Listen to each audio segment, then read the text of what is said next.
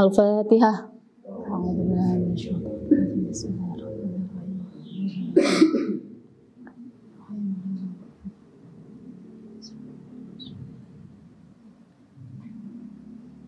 Ya, alhamdulillah. Kita mulai ngaji edisi Ramadan, kitab Ayyuhal Walad, karangan Imam Ghazali. Kitabnya udah pada punya? Kita langsung masuk ya. Bismillahirrahmanirrahim. Wabihi nasta'in. Alhamdulillahirabbil alamin wal 'aqibatu lil muttaqin wassalatu wassalamu ala nabiyhi Muhammadin wa alihi wa sahbihi ajma'in. I'lam anna wahidan minat talabati al-mutaqaddimin. Ketahuilah, anna wahidan, sesungguhnya salah satu minat talabati dari muridnya Imam Ghazali ini, lazama khidmata syekhi al-imam Zainuddin. Jadi muridnya Imam Ghazali ini sudah ngaji sama beliau puluhan tahun. Imam Zainuddin di sini adalah Hujjatul Islam, yaitu Imam Ghazali. Yang nama lengkapnya adalah Abi Hamidin Muhammad bin Muhammad Al-Ghazali rahimahullah. Washtaghala bitahsili wa qiraati al-ilmi alaihi. Dan si murid ini ishtaghala, disibukkan bitahsili wa qiraatil ilmi, untuk mempelajari dan membaca ilmu kepadanya, kepada gurunya yaitu Imam Ghazali. Hatta jama'a min daqaiqil ulumi, sampai jama'a, terkumpul min daqaiqil ulum, terkumpullah ilmu-ilmunya. Jadi si murid ini belajar kepada gurunya, belajar membaca dan mengumpulkan ilmu-ilmu itu. Wastakmala fadhaila nafsi, dan dia setelah mempelajari ilmu-ilmu dari gurunya juga agar menyempurnakan kualitas dirinya. Summa innahu tafakkara yauman fi hali nafsihi. Lalu innahu, si muridnya ini tafakkara, berpikir suatu hari, yauman fi hali nafsihi, dalam keadaan dirinya. Wa khatara ala balihi, lalu dia mulai timbul kekhawatiran dalam pikirannya. Faqala, lalu ia berkata, si muridnya ini berkata kepada gurunya, inni qara'tu anwa'an minal ulumi, sesungguhnya aku telah membaca macam-macam banyak ilmu kepadamu wahai guruku. Wa saraftu ray'ana umri ala ta'allumiha wa jam'iha, dan aku telah menghabiskan umurku untuk mempelajarinya dan mengumpulkan ilmu-ilmu itu. Wal'an, dan sekarang, yan bagi an a'lam ayyu naw'iha yanfa'uni ghadan, dan sekarang yan bagi an a'lam, aku ingin mengetahui ayyu naw'iha, ilmu yang mana yanfa'uni ghadan, yang bisa bermanfaat untuk aku. Karena muridnya sudah belajar banyak banget ke Imam Ghazali, saking banyaknya bingung, yang mana yang nanti bisa bermanfaat untuk aku. Wa yu'annisuni fi qabri, dan ilmu yang mana yang nanti akan menerangi dan menemani aku di kuburan aku, kata muridnya. Wa ayyuha la yanfa'u hatta atrakahu, dan ilmu yang mana yang enggak manfaat hatta atrakahu, nantinya aku akan meninggalkannya. Kama qala Rasulullah sallallahu alaihi wasallam, seperti yang dikatakan oleh Rasulullah, Allahumma inni a'udzubika min ilmin la yanfa', sesungguhnya aku berlindung dari ilmu yang tidak bermanfaat. Fastamaraslahu hazihil fikrah, lalu berketerusan kepikiran, si muridnya kepikiran ini terus, berlanjut terus kepikiran, karena banyak yang dia pelajari tapi dia nggak yakin apakah yang dia pelajari ini membawa dia ke surga apa enggak. Hatta kataba ila hadrati Syekh Hujjatul Islam Muhammad Al-Ghazali rahimahullah istiftaan. Sampai akhirnya Imam Ghazali ini menuliskan kitab ini. Wasa'ala anhu masaila, dan si murid ini bertanya tentang masalah-masalah. Waltamasa minhu nasihatan wa du'aan, dan minta nasihat dan doa. Qala, lalu dikatakan juga muridnya kepada gurunya, Imam Ghazali, kayaknya saya sebut Imam Syafi'i, Imam Ghazali. Qala, lalu dikatakan muridnya kepada gurunya Imam Ghazali, wa in kana musannafatu Syekh kal Ihya. Sesungguhnya kitabnya Syekh yang Ihya Ulumuddin itu, wa ghairihi, dan kitab-kitab Imam Ghazali yang lainnya, tashtamilu ala jawabi masaili, sesungguhnya sudah mencakup segala jawaban atas kekhawatiranku, atas masalahku. Lakin maksudi, tapi yang aku maksudkan, kata muridnya ini, ayaktuba asy-syaikh hajati fi waraqatin takunu ma'i muddata hayati. Yang aku maksud itu adalah ayaktuba asy-syaikh, aku meminta Imam Ghazali untuk menulis hajati, perkara yang aku khawatirkan ini, atau nasihat-nasihat ini, doa-doa yang aku minta ini pada kamu wahai guruku, fi waraqatin, dalam kertas-kertas atau dalam lembaran yang singkat, takunu ma'i muddata hayati, yang bisa menjadi pedoman dan teman aku selama aku hidup. Wa a'malu bima fiha, dan aku akan mengerjakan apa yang ada di dalamnya, muddata umri, sepanjang umurku, insyaallah ta'ala. Jadi ini awal mula terbentuknya kitab Ayyuhal Walad. Ada seorang muridnya ini jauh lebih tua dibanding Imam Ghazali. Ngaji udah lama sama Imam Ghazali, tapi khawatir, aku banyak-banyak ngaji, tapi buat apa sih? Aku banyak-banyak belajar, tapi buat apa sih? Apakah ilmu yang aku pelajari ini akan membawa aku ke surga? Tapi ilmu yang mana? Nah, terus karena kekhawatiran ini, beliau minta ke Imam Ghazali, kepada gurunya, untuk bikin ringkasannya.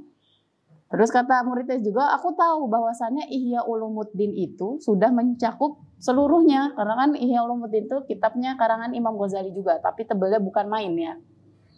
Aku tahu Ihya Ulumuddin dan kitab-kitab yang lainnya, kitab-kitab karangan engkau yang lainnya sudah mencakup untuk menasihati diriku. Tapi itu terlalu tebel, aku minta ringkasannya. Gitu. Jadi akhirnya Imam Ghazali menuliskan kitab ini, kitab yang judulnya adalah Ayyuhal Walad. Intinya ringkasan-ringkasan dari nasihat-nasihat yang ada dari kitab-kitabnya Imam Ghazali yang lainnya. Karena untuk menjadi pedoman si murid ini, gitu. Gitu ya. Lalu faqataba asy-syaikhu hazihi risalah fi jawabihi. Maka Imam Ghazali menulis risalah ini atau kitab ini sebagai jawaban kegundahan muridnya. Nah, namanya juga adalah Ayyuhal Walad, wahai anakku. Ada nggak judul buku yang namanya Wahai Anakku? Itu sangat indah ya. Bertanda bahwasannya bagaimana Imam Ghazali ketika memberi nasihat, itu beliau mentawadukan, posisi rendah hati ya. Karena di sini pemilihan judulnya Ayyuhal Walad, wahai anakku, dengan pemilihan kata yang sangat indah, wahai anakku. Walaupun di sini muridnya itu lebih tua, tapi hubungan guru dan murid itu bagaikan hubungan ayah dan anak. Jadi walaupun Imam Ghazali lebih muda dibanding muridnya di sini, tapi hubungan guru dan murid itu bagaikan hubungan ayah dan anak. Makanya kenapa di sini diberi judul kitabnya adalah Ayyuhal Walad, wahai anakku, wahai ananda. Nah, itu indahnya ya. Jadi kalau misalnya ada orang memberi nasihat tapi nggak pelan-pelan, jadi memberi nasihat itu ada tata caranya. Yang pertama dengan yang paling baik, yang paling indah, yang paling ramah, seperti Imam Ghazali ini. Gitu. Baru nanti kalau nggak bisa ada tingkatannya. Jangan langsung ketika memberi nasihat digeplak, salah itu, atau disiram. Kecuali udah bebel, boleh. Ya. Tapi kalau misalnya baru sekali ngelakuin kesalahan itu, harus dengan yang baik. Orang Rasulullah sama Imam Ghazali sudah mencontohkan kita seperti itu. Gitu ya. Kita lanjut. Bismillahirrahmanirrahim. Kita masuk ke dalam kitabnya. Tadi masih gambaran kenapa kitab ini terbentuk, kenapa kitab ini ditulis. Biasanya memang di beberapa kitab-kitab itu ada alasan kenapa kitab itu ditulis. Sama kayak kitab Fathul Qorib ya, yang mungkin gak pernah baca. Itu juga salah satunya kenapa Fathul Qorib itu ditulis, karena permintaan dari muridnya juga. Gitu. Jadi banyak ya alasan-alasan kenapa suatu kitab itu ditulis. Kita harus tahu juga karena biar lebih menghayati. Nggak cuma langsung baca isinya, tapi kita kalau tahu background kenapa buku itu ditulis, kita jadi lebih menghargai, lebih meresapi. Ini kan kita ketika sudah tahu bahwasannya kitab ini ditulis surat cinta dari guru kepada murid gitu kan. Nah, kita memposisikan diri bagaikan muridnya Imam Ghazali. Jadi ketika kita membaca ini, seakan-akan Imam Ghazali sedang menasihati kita, gitu ya. Itu salah satu hikmah kalau kita tahu kenapa buku ini, kitab ini ditulis. Gitu. Kita masuk. Bismillahirrahmanirrahim. I'lam ayyuhal walad al-muhib al-aziz. Ketahuilah wahai anakku yang aku cintai. Tuh lihat, indah banget kan kata-katanya. Gini nih kalau mau ngingetin, mau nasehatin, pilih kata dengan kata yang paling indah, yang paling nyenengin hati. Atallahu baqaka bi ta'atihi wa salaka bika sabila ahabbaihi. Anna mansyurun nasihah yuktabu min ma'dani risalah alaihi salatu wassalam. Sesungguhnya nasihat-nasihat itu yuktabu telah ditulis min ma'dani risalah, dari sumbernya risalah, dari sumbernya sumber. Yaitu apa? Dari risalah alaihi salatu wassalam, dari hadis-hadisnya Rasul. In kana qad balaghaka minhu nasihah, kalau sudah sampai kepadamu nasihat dari Rasul, fa ayu hajatin laka fi nasihati. Lalu apa gunanya nasihat-nasihatku? Di sini Imam Ghazali masih tawadhu. Tadi kan muridnya minta Imam Ghazali untuk memberi nasihat. Sebelum masuk ke nasihat yang pertama, Imam Ghazali bilang, sesungguhnya segala apa yang nasihat yang ada di dunia ini, sumbernya itu adalah Rasul. Sumbernya adalah hadis Rasul. Kalau sudah ada nasihat-nasihat dari Rasul, kalau sudah ada nasihat-nasihat yang tertulis di dalam hadisnya Rasul, terus apa gunanya nasihat dari aku? Wah, itu indahnya Imam Ghazali. Sekelas Imam Ghazali. Itu ketika orang minta nasihat ngomong tawadhu dulu. Lah di zaman sekarang orang gak minta nasihat, kita demen banget nasihatin orang. Ya kan? Kok lu gitu sih? Gitu kan? Jangan gitu ya, Ge. Ya kan? Kalau orang Betawinya gitu. Kalau orang zaman sekarang hobinya nasihatin. Ilmunya kagak ada, gitu kan? Imam Ghazali, sekelas Imam Ghazali, ilmunya tinggi, ketika mau nasehatin, beliau merendah dulu, tawadhu dulu. Padahal di dunia, kata Imam Ghazali, apa? Di dunia ini nasihat-nasihat banyak. Itu adalah dari sumbernya, sudah dinasehatin dari sumbernya, yaitu hadis Nabi, dari Rasulullah, dari lisannya Nabi. Kalau udah ada nasihat dari Nabi, terus apa gunanya nasihat aku? Nah, itu indahnya ya. Kalau zaman sekarang, gak minta nasihat, hobinya dinasehatin. Netizen banget ya kan? Netizen kayak gitu, kalau lihat scroll IG itu, kalau lihat komen sedih banget. Kagak kenal anaknya siapa, apa aja juga dikomentarin, dinasehatin. Aduh. Ya kan? Coba, nah ini kita belajar ya. Jadi ini pokoknya santri-santri di sini nggak boleh main asal-asal komentarin di IG, di Facebook, di YouTube. Hobinya ngomentarin selebriti atau apa gitu. Ngapain gitu? Kayak kamu lebih baik aja. Ya. Malu. Emang gak malu ketika misalnya temennya lagi scroll di si ini komen kayak gitu kan malu tau? Malu gak sih? Malu. Kayak orang gak punya ilmu aja. Ngapain sih komentar-komentar gitu? Ya. Jadi nasihat itu, cara menasehati itu ada caranya. Jadi gak asal. Ya, gak asal. Kita tiru nih Imam Ghazali tawadhunya. Kalau nggak diminta ya nggak usah dikasih. Kalaupun kalau orang minta, kasihlah, berilah nasihat dengan cara yang terbaik.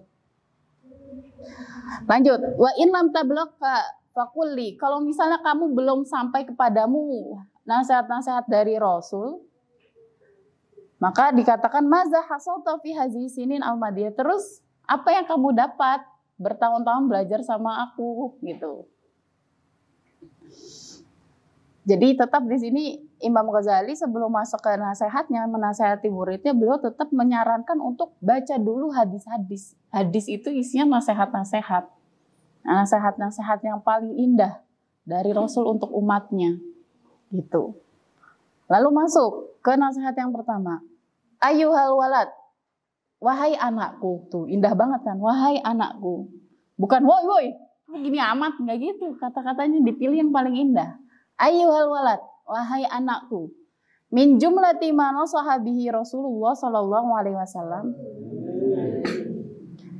Min jumlati dari kalimat-kalimat ma nasaha bihi yang Allah nasihatkan, yang Rasul nasihatkan kepada umat kepada umatnya, qauluhu, yaitu alamatu i'radillahi 'anil 'abdi, tanda-tanda i'radillahi, Allah berpaling, 'anil 'abdi, kepada hambanya, istighaluhu bima la ya'nihi, yaitu menjadikan hambanya itu sibuk, istighaluhu bima la ya'nihi, terhadap apa-apa yang la ya'nihi, urusan yang tidak manfaat. Jadi tanda-tandanya Allah itu berpaling kepada hambanya, yang pertama adalah ketika menyibukkan orang untuk mengerjakan sesuatu yang tidak manfaat. Rebahan-rebahan, PUBG. Nah, itu berarti Allah lagi berpaling itu. Jangan bilang, hidup enak nih. Bangun tidur ada makan, tidur PUBG. Makan lagi, sholat. Kalau ingat sholat udah masih keren lah. Gak inget sholat. Ya kan? Nge-YouTube, Netflix gitu kan. Wah, hidup gue ini kayak enak nih. Allah sayang gue ini. Karena gue tiap hari bisa Netflix-an. Nah. Enggak ya, bahkan itu harus diwanti-wanti ketika hidup kita itu disibukkan sama hal yang nggak manfaat, main game, nonton drakor 20 episode hatam semalam, ya kan? Nah, kalau tanda-tanda yang kayak gitu jangan berarti gue bisa hatam kayak Allah sayang gue dah, pede banget lu, ya. Itu tanda-tanda Allah kagak sayang, hati-hati. Kadang kita terlena kayak gitu, kok enak banget ya, kok gue kagak diajak-ajak ya main game, terus kagak diajak gitu kan. Kayak Allah sayang gue dah. Gitu. Emang kayaknya gue hidup ini diperintahkan untuk nonton Netflix gitu kan. Gitu. Mending nonton Netflix bayar. Kalau nontonnya di Telegram, bajakan. Tuh kan senyum-senyum berarti iya. Ya kan nontonnya Telegram kan. Netflix udah turun harganya, Mbak.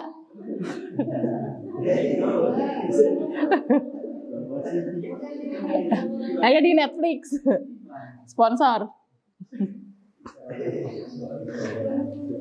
Gitu ya. Jadi kalau tanda-tanda, kalau misalnya kita hidupnya itu kebanyakan ngelakuin hal yang gak manfaat, itu tandanya Allah lagi berpaling. Jangan dikira Allah lagi sayang, salah itu.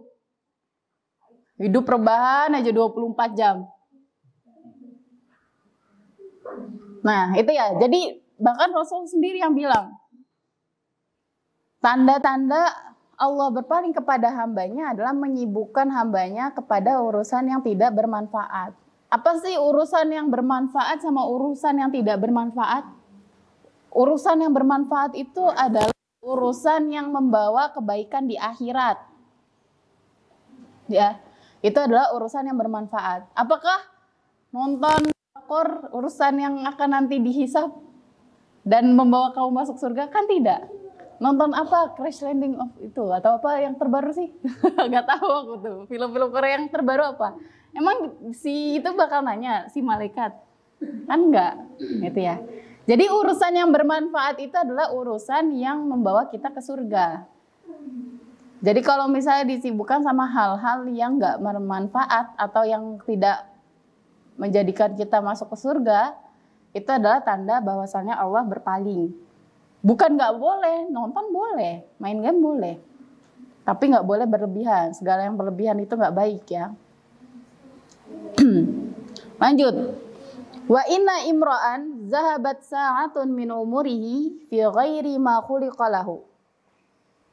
Sesungguhnya barang siapa seseorang zahabat sa'ah, terlewat 1 detik saja min umrihi, dari umurnya, fi ghairi ma khuliqalahu, terlewat 1 detik saja dari umurnya untuk tidak mengerjakan apa-apa dalam perbuatan kebaikan, gitu ya.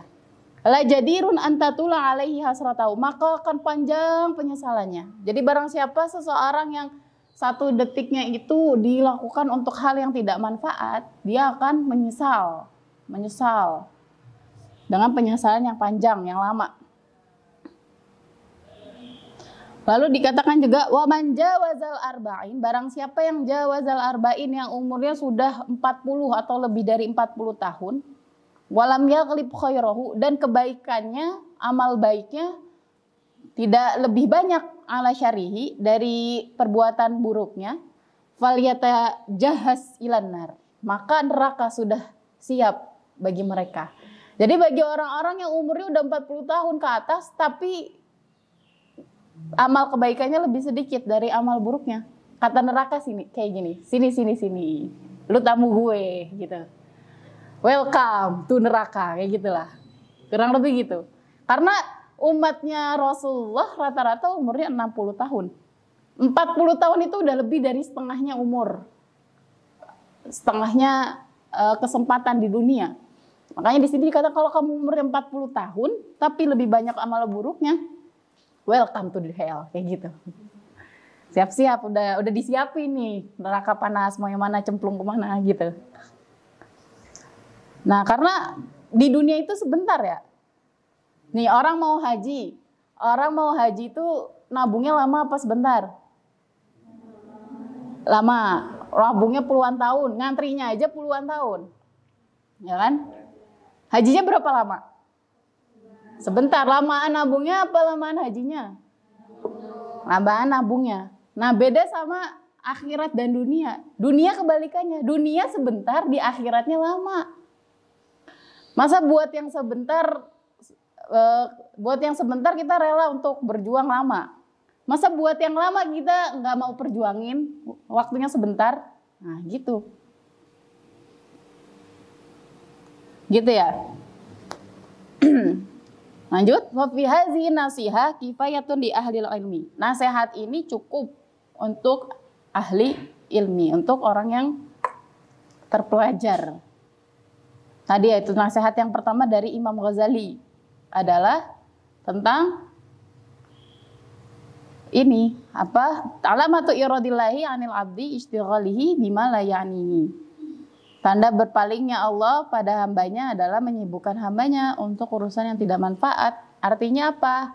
Gunakan sisa hidupmu di dunia untuk melakukan manfaat. Jangan mentang-mentang, gue masih 20-an, kan belum 40. Gue masih punya waktu 20 tahun lagi. Antar aja tunggu, mepet-mepet 40 gitu. 5 tahun aja, di umur 35 ke 40. Udah, gue 5 tahun cukup berbuat baik sekarang, foya-foya, kayak gitu. Besoknya mati, mampus gitu kan. Kan gak ada yang tahu umur. Jangan ngira-ngira umur. Makanya kalau mau berbuat baik jangan entar, detik ini. Niat aja itu udah cukup. Karena niat itu ketika dikerjakan pahalanya 10 sampai 700. Niat ketika sudah niat tapi belum dikerjakan, tapi sebenarnya dia mampu untuk mengerjakan tuh dapat pahala juga. Terus niat terus gak dikerjain, itu juga dapat pahala juga. Bahkan kalau maksiat, udah niat maksiat, gak dikerjain, dapat pahala juga.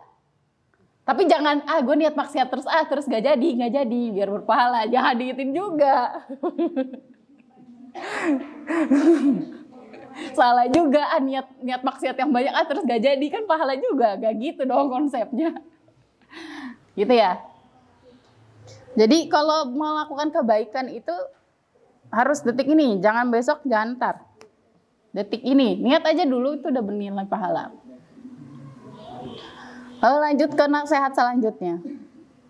Ayuhal walad, wahai anakku, an-nasihatu sahlun. Memberi nasihat itu gampang. Wal mushkilu qabuluha, yang susah itu menerimanya. Li'annaha fi mazaki matabi'il hawa murrun. Karena sesungguhnya nerima nasihat itu pahit. Itu udah nalurinya manusia. Hobinya nasehatin tapi dinasehatin gak suka. Ya kan? Pahit. Izil manahi mahbubatun fi qulubihim. Sesungguhnya larangan-larangan Allah itu mahbubatun, dicintai di hati-hati, fi qulubihim, di hati orang yang mengikuti hawa nafsunya. Karena larangan-larangan Allah itu yang enak-enak. Ya kan kayak tadi, nonton drakor lama-lama enak, bukan menjadi nggak dilarang juga, tapi kalau udah terlewat batas, atau misalnya seneng-seneng party-party kan enak. Jadi emang segala larangan Allah itu enak bagi orang-orang yang selalu mengikuti hawa nafsunya. Alal khususi man kana talibal ilmi rasmi. Terkhusus bagi talibal ilmi rasmi, orang-orang yang pelajar yang mencari jabatan.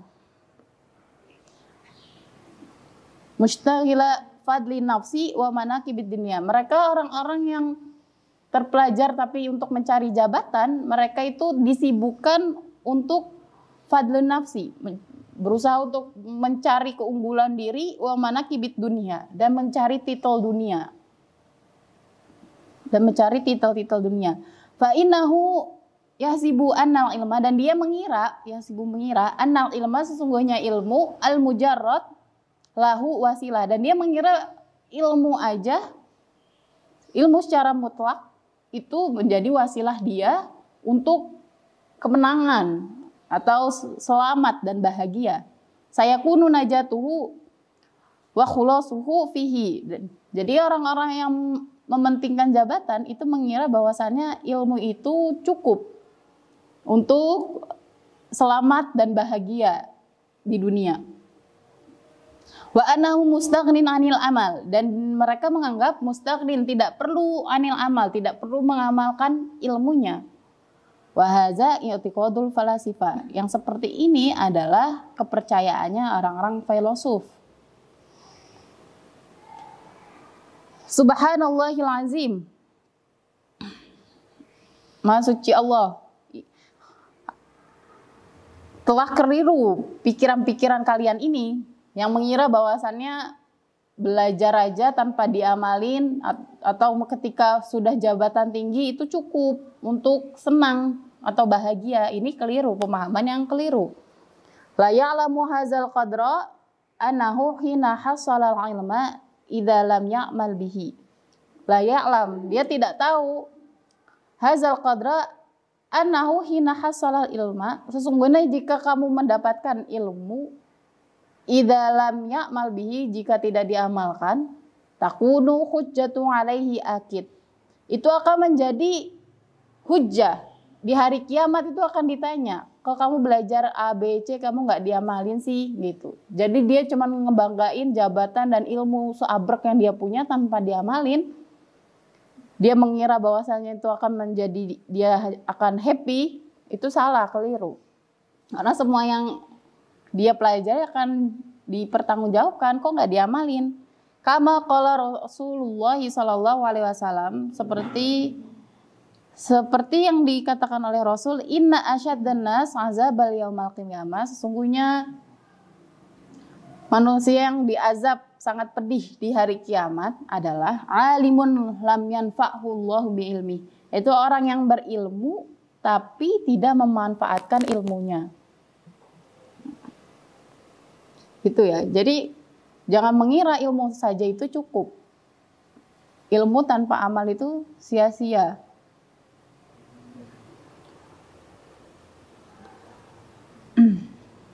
Jadi orang yang berilmu itu kaitannya dengan adalah orang yang bertakwa.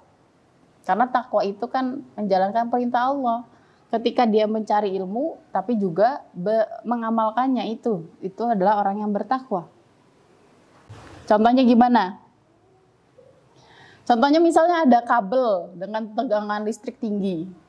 Terus dibilangin, ada ditulis danger, jangan disentuh. Kalau ada anak kecil nyentuh kabel ini, bodoh apa bukan anak kecilnya? Nggak bodoh karena anak kecil. Kalau ada orang gila nyentuh kabel ini, bodoh apa enggak? Enggak, karena orang gila. Tapi kalau ada profesor bisa baca, megang kabel ini, bodoh apa enggak? Bodoh. Dia bisa baca, dia tahu ilmunya tapi megang. Jadi orang bodoh itu kadang orang ngertiin adalah orang bodoh adalah orang yang nggak tahu ilmu, orang yang nggak tahu apa-apa. Orang bodoh itu orang yang tahu ilmunya tapi yang nggak diamalin. Orang buta megang kabel itu, bodoh nggak? Nggak bodoh karena nggak lihat. Tapi orang pinter, profesor megang kabel itu, jadi bodoh. Udah pinter, bisa baca, megang, bodoh. Gitu. Jadi maksudnya orang bodoh itu orang yang nggak berilmu, itu adalah orang yang bodoh itu adalah orang yang punya ilmu tapi nggak diamalin. Gitu. Jadi kayak contoh lain, orang yang lebih bahaya itu adalah orang yang tahu kewajiban berpuasa, tahu rukun-rukun puasa tapi nggak puasa. Itu lebih bahaya dibanding orang yang nggak tahu sama sekali. Misalnya orang Baduy, nggak tahu tuh ada anjuran puasa. Tapi ada orang yang tahu rukunnya, tahu kewajibannya, tapi nggak puasa. Itu bodoh, itu beneran bodoh. Gitu ya. Lalu selanjutnya, waruya ana Junaidan qaddasallahu ruhahu al-aziz ru'ya fil manami ba'da mautihi. Diriwayatkan Imam Junaid, ru'ya, seseorang melihat fil manami dalam mimpinya, ba'da mautihi, faqila lahu. Jadi ada seseorang yang bertemu Imam Junaid di mimpinya. Lalu si seseorang ini nanya ke Imam Junaid, ma al-khabar ya Abul Qasim, bagaimana kabarmu wahai Imam Junaid? Imam Junaid julukannya Abul Qasim. Qala, lalu dijawab sama Imam Junaid, tahatil ibarat wa funiyatil isyarat. Gak bernilai, tahatil ibarat, tidak bernilai ucapan-ucapanku, wa funiyatil isyarat, dan hilang segala ilmu-ilmuku, isyarat-isyaratku yang ku ketahui. Wa ma nafa'atna illa raka'atun wa raka'naha fi jawfil lail.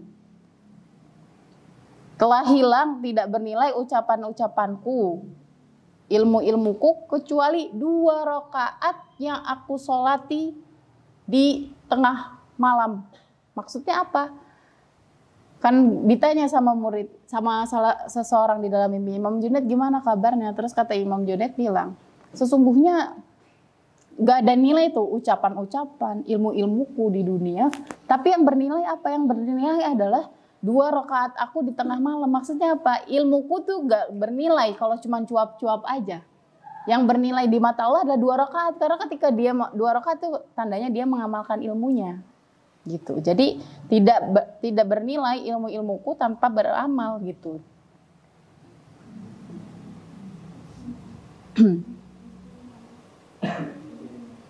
Lanjut apa enggak?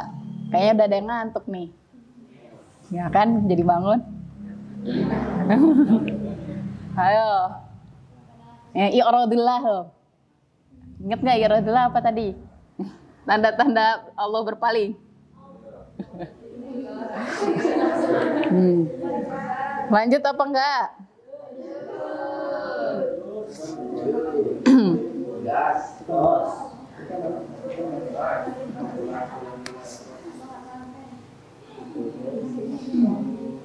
Lanjut ya. 1 nasihat lagi. Tadi udah 2 nasihat. Ayyuhal walad, wahai anakku, la takun minal a'mali muflisan. Jangan menjadikan amal-amal kamu itu bangkrut. Wa minal ahwali khalian. Dan dari keadaan-keadaanmu kosong. Wa tayaqqan annal ilma, dan kamu beranggapan bahwasannya ilmu al-mujarrad, ilmu saja. Dan kamu harus tahu bahwasannya ilmu saja layak khuzuliyat, tidak akan menolong kamu nanti di akhirat. Maksudnya bangkrut apa? Banyak ilmu, udah ngumpulin ilmu banyak, terus nggak diamali, nanti tuh di akhirat 0 gitu. Jadi bangkrut. Bangkrut itu udah ngumpulin banyak ilmu, pas nyampe akhirat kok 0 ya? Ya karena nggak diamalin, kosong, kholian, kosong. Misaluhu, contohnya, laukana ala rojulin fi bariyah, jika ada seseorang laki-laki ke hutan, terus bersamanya dia membawa asyaratu asyafin hindiyah, dia membawa 10 pedang dan perlengkapan perkakas yang sejenis pedang lainnya. Ma asliha ukhra, sama persenjataan lainnya. Wa kana ar-rajulu sujaan, dan laki-laki ini laki-laki yang suja, yang berani, tangguh. Wa ahlal harbi, dan dia adalah orang yang pandai dalam berperang. Fahamala alaihi asadun muhibun. Lalu tiba-tiba di hutan itu datang asadun muhib, singa yang besar. Madzonuka, apa yang kamu pikirkan dalam keadaan ini? Ada pria, bahwa dia pria, dia suja, dia berani, dia ahli perang, dia bawa aslihah, bawa perlengkapan perang seperti pedang dan lainnya. Terus ada singa besar. Mazonuka, apa yang kamu perkirakan dalam keadaan ini? Hal tadfa'u al-asliha syarrahu minhu bila istimaliha wa darbiha. Hal tadfa'u al-asliha, apakah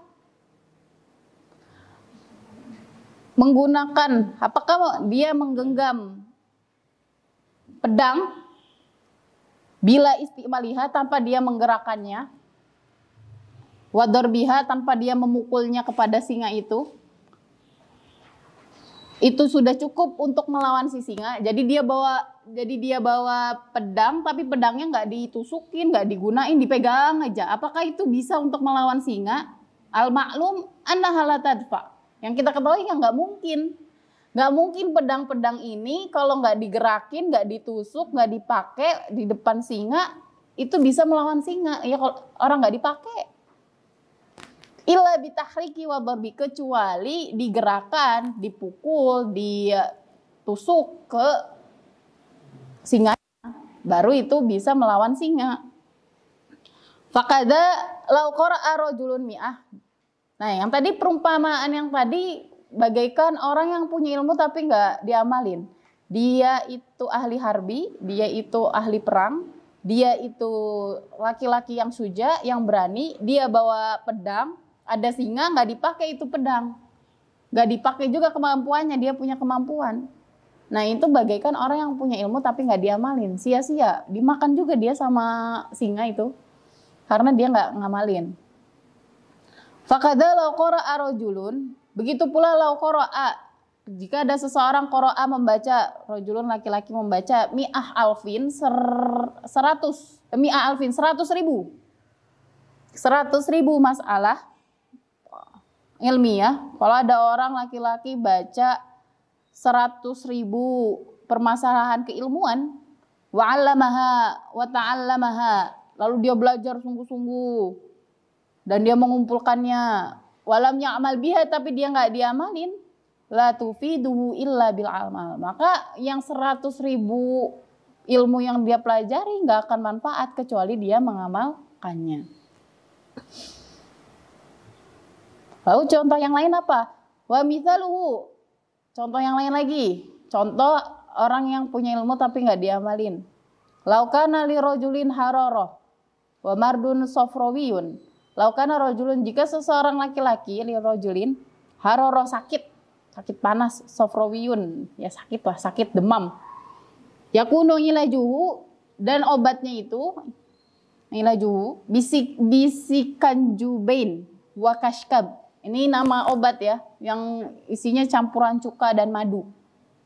Udah dikasih tahu nih, aku sakit, terus dikasih tahu sama dokternya nih minum ini, tapi nggak diminum. Falayah sulu alburu'u illa bistimalihima, maka nggak akan sembuh-sembuh dia tanpa dia meminum obat itu. Dia tahu dia sakit, udah dikasih tahu obatnya apa, nggak diminum.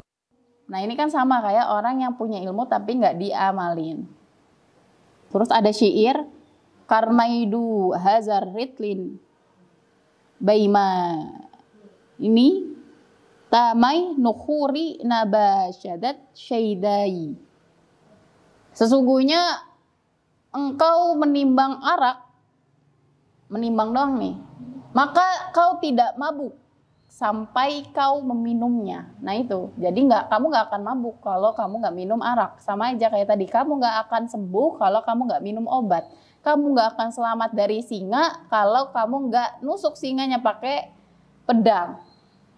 Kamu nggak akan manfaat ilmunya kalau 100.000 ilmu yang kamu amalkan. Sama saja, ini perumpamaan. Walau qara'ta al ilma mi'ah sanah, kalau kamu membaca ilmu mi'ah sanah 100 tahun, wa jama'ta alfa kitabin, dan kamu mengumpulkan ilmu itu alfa kitabin, ribuan kitab, la takunu musta'iddan, kamu tidak layak li rahmatillahi ta'ala, atas rahmatnya Allah Ta'ala, illa bil amal, kecuali dengan amal. Kama qala Allahu Ta'ala, seperti yang dikatakan Allah dalam Quran, firman-Nya, wa laisa lil insani illa ma sa'a. Sesungguhnya manusia tidak akan mendapatkan sesuatu illa ma sa'a, kecuali atas apa yang dia usahakan atau atas apa yang dia amalkan. Faman qala inna hazil ayah mansukha, ada yang mengatakan bahwasannya ayat ini mansukhoh atau terhapus biqaulihi alaihi salam dari hadis Rasul, yaitu idza mata ibnu Adam, jika meninggal seorang manusia, in qata amaluhu, terputuslah amalnya illa min talas, kecuali yang 3. Fal mansukh wa hadzal qaul, tapi ini kurang tepat. Yang mengatakan bahwasanya ayatnya mansukh dengan hadis ini adalah pandangan yang kurang tepat. Walain di situ ada nggak di kitabnya? Nggak ada ya? Iya. Jadi emang di beberapa kitab bagian ini dihilangkan. Berarti langsung ke ini bukan? Faman kana yarju liqa rabbih ya. Ya itu ya. Ya, beberapa di kitab ini nggak disebutkan di bagian yang tentang mansukh. Faman kana, terus ada ayat-ayat lain yang mengartikan tentang ilmu tanpa amal itu sia-sia. Faman kana, ayat yang lain itu adalah faman kana yarju liqa rabbih falyamal amalan sholihan. Faman kana, barang siapa yarju liqa rabbih, yang berharap untuk bertemu dengan Tuhannya, falyamal amalan sholihan, maka berbuatlah amal kebaikan. Jazaa'an bima kanu ya'malun, ayat yang lain. Jazaa'an bima kanu ya'mal, maka ganjaran-ganjaran kebaikan bima kanu ya'malun, bagi orang-orang yang mengerjakan. Yang amal lalu di ganjarannya itu dapat ganjaran jika dia punya ilmu dan diamalkan. Jazaa'an bima kanu yaksibun. Dan ganjaran-ganjaran bagi orang-orang yang yaksibun, yang berusaha, yang usahanya juga diamalkan.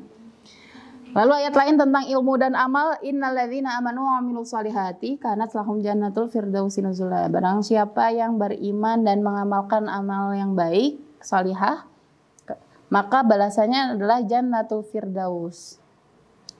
Lalu ayat yang lain, illa man taba wa amana wa amila amalan sholihan, kecuali barang seseorang yang taba, bertaubat, dan amanah, dan beriman, wa amila amalan sholihan, dan mengerjakan amal kebaikan. Jadi banyak tentang amal. Selain ada ilmu, di Quran juga banyak ayat tentang amal. Bentar lagi, tenang. Duduknya udah mulai nggak nyaman nih. Bentar lagi. Wa mataqulu fi hadzal hadis, lalu juga dikatakan dalam hadis, buniyal islamu ala khamsin. Syahadatan alla ilaha illallah wa anna muhammadar rasulullah wa iqamatis shalah wa ita'iz zakah wa shaumi ramadan wa hajjil baiti man istata'a ilaihi sabila. Nah, ini kan bunyal Islam ala syahadah. Pertama syahadat. Syahadat itu berkaitan dengan akidah, dengan hati. Bersyahadat alla ilaha illallah wa anna muhammadar rasulullah. Lalu setelah beriktikad dalam hati, wa iqamatus shalah. Salat di sini adalah pekerjaan, amal. Ita zakah pekerjaan. Saum Ramadan juga amal. Suatu yang harus dikerjakan. Hajjal baita man istata'a ilaihi sabila. Wal imanu, dan apa itu iman? Qaulun bil lisan, diucapkan dengan lisan, wa tasdiqu bil janan, dan diiktikadkan, dihadirkan di dalam hati, dipercayai di dalam hati, wa amalun bil arkan, dan dikerjakan dengan rukun-rukunnya. Jadi itu yang namanya iman. Jadi iman bukan semata-mata soal udah syahadat. Jadi kadang orang ngira gini, yang penting gue Islam, kan nanti masuk surga. Berarti mulut aja. Ngerasa dia udah iman. Syahadat itu cukup. Kan udah dijanjikan seluruh umatnya Rasul itu masuk surga. Terus dia udah syahadat aja. Terus udah party. Nanti tinggal masuk neraka bentar, kan nanti gue masuk surga. Salah, karena iman di sini artinya apa? Qaulun bil lisan. Ya memang diucapkan dengan lisan, wa tasdiqun bil janan, dipercayai dalam hati, wa amalun bil arkan. Ingat di sini ada amalun. Ada mengerjakan rukun-rukunnya. Wa dalilul a'mal aksaru min ayyuhsa. Dalil perbuatan aksar banyak banget. Min ayyuhsa, tidak terhingga. Tadi kita udah nyebutin beberapa ayat-ayat tentang amal. Wa in kana al-abdu yablughul jannah bi fadlillahi wa karamihi. Walaupun seorang hamba itu yablughul jannah, bisa masuk surga bi fadlihi wa karamihi, dengan hidayah, dengan karamahnya Allah, dengan cintanya Allah. Walakin ba'da ayasta'idda bi ta'atihi wa ibadatihi. Tapi Allah itu kan Rasul bisa memberi syafaat kepada umatnya ketika mau masuk surga atau neraka. Nanti kalau Rasul ngasih syafaatnya nanti bisa masuk surga. Tapi emang Rasul ngasih syafaatnya itu nggak ada kualifikasinya. Ya ada. Lakin ba'da ayasta'idda bi ta'atihi wa ibadatihi. Bagi orang-orang yang taat dan ibadah. Atas ibadahnya. Li'ana rahmatullahi qaribun minal muhsinin. Sesungguhnya rahmat Allah itu dekat bagi orang-orang yang baik. Jangan ngira ya udah gue udah niat Allah baik, nanti di surga bisa dapat rahmat, nanti di padang mahsyar mungkin gue dapat rahmat, pede banget. Atau syafaatnya Rasul gitu kan. Jangan Allah juga ngasih rahmat atau Rasul itu ngasih syafaat juga nggak sembarang orang. Gitu. Walau qila, atau ada orang yang berkata ya blughu aidan bi mujarradil iman. Kan udah cukup masuk surga bi mujarradil iman, dengan iman aja, dengan syahadat aja. Gitu. Sampai akhirnya kamu masuk surga. Emang kamu kuat gitu. Emang kamu kuat ya, walaupun memang yang iman itu, yang bersyahadat itu nantinya akan masuk surga. Cuman kalau tetap berbuat maksiat kan tetap diganjar dulu di neraka. Tapi kamu kuat gitu, lama-lama di sana. Awalutil kalangkobat, sesungguhnya rintangan yang pertama itu adalah aqobatul iman, rintangan keimanan. Anahu haliyaslamu minnas salbi, apakah kamu yakin matinya itu masih iman? Jadi ada orang yang beriman, bersyahadat, terus dia mengira ya udah ya, yang penting gue udah Islam, sekarang gue party happy nanti udah masuk di akhirat, setelah masuk neraka kan bisa masuk surga karena kan gue Islam. Tapi dia seyakin apa dia matinya bakal iman? Yakin banget dia di akhirnya bakal iman? Bisa jadi detik ini kita masih Islam, bisa jadi besok udah nggak Islam lagi, bisa jadi. Seberapa yakin dia akan mati dengan husnul khitam atau dia mati dalam keadaan Islam? Seyakin apa? Kan nggak ada yang tahu. Gitu. Halnya selama minas salbi amla, apakah dia akan selamat, apakah dia akan masih iman apa enggak di akhir hayatnya. Wa iza wasal yakunu janiyan muflisan, kalau dia sampai janiyan muflisan, dia akan sia-sia gitu. Sia-sia karena umurnya itu cuman dengan modal iman terus ngerasa cukup, itu juga salah. Qala Al-Hasan Al-Basri rahimahullah, dikatakan oleh Hasan Al-Basri, yaqulullahu ta'ala li ibadihi yaumal qiyamah, dikatakan oleh Allah, firman Allah, bahwasanya di hari kiamat udkhulul jannah birahmati. Masuklah surga dengan rahmatku, dengan rasa cintaku. Waqtasimuha biqadri a'malikum, dan akan terbagi, akan digolongkan sesuai dengan amal-amal kalian. Jadi nanti di surga juga dibagi lagi. Ini amalnya tinggi banget. Wah, berarti surga